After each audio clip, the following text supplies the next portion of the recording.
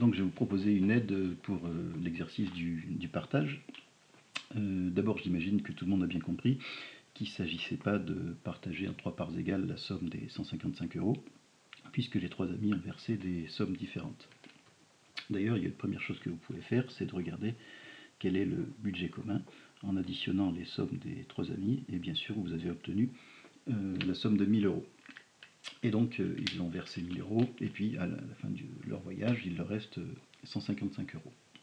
Alors peut-être que la première aide va consister tout simplement à présenter les données j'ai surligné en jaune, hein, les données sous forme d'un tableau, avec somme versée, et puis somme récupérée. Alors les données, c'est ce que je surligne en jaune, voilà, et puis peut-être ça aussi. Et donc par exemple, Alice a versé 250 €, et on se pose la question de combien elle va récupérer. Je vous laisse avec cette idée, et vous mettez sur la pause si vous ne voulez pas avoir tout de suite l'aide numéro 2. Voilà. Donc l'aide numéro 2 consiste à utiliser les pourcentages finalement.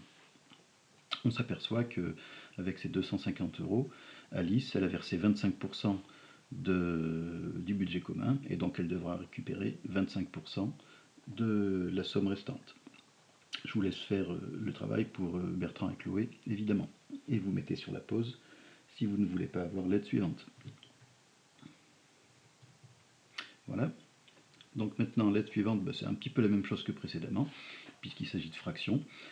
Alice, elle a versé 250 € sur les 1000 € du budget commun, et donc ça représente un quart des sommes versées, et donc elle devra récupérer un quart de la somme restante. Voilà, je vous invite à faire le même travail avec Bertrand et Chloé, et puis de mettre sur la pause si vous ne voulez pas avoir la dernière aide.